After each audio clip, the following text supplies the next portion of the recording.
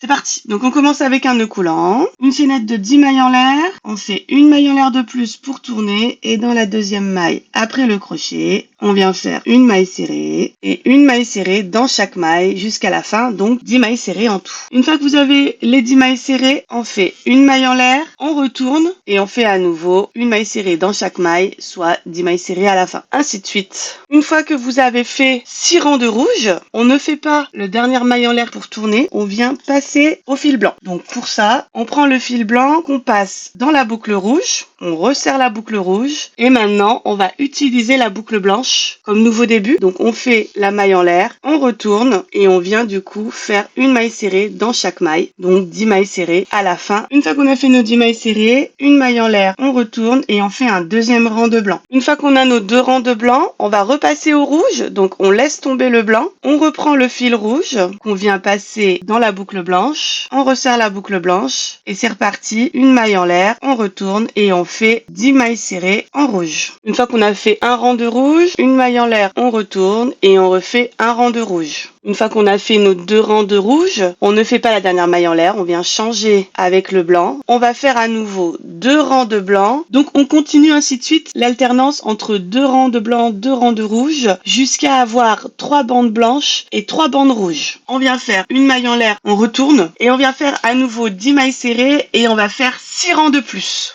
On vient faire une maille en l'air, on tire le fil, on coupe en laissant quand même pas mal de fil pour les coutures. On va venir plier en deux dans la largeur et on va venir coudre les deux côtés ensemble là. Donc maintenant on va venir rembourrer le tube, mais on va venir mettre du rembourrage que de la première bande blanche à la dernière bande rouge, que cet espace là. Alors une fois que vous avez bien rembourré le centre, on va venir fermer les côtés pour faire un bonbon. Pour ça vous prenez un petit bout de ficelle et on va venir passer un coup devant, un coup derrière entre les mailles. Donc une fois que vous avez bien passé tout autour, on vient resserrer pour venir du coup fermer le côté et donner un petit aspect bonbon. Et on va faire la même chose donc après la dernière ligne rouge juste là. Et donc voilà ce que ça donne une fois qu'on a fermé les deux côtés. Vous pouvez venir ajouter un petit bout de fil ici pour après venir l'accrocher dans votre sapin comme ceci.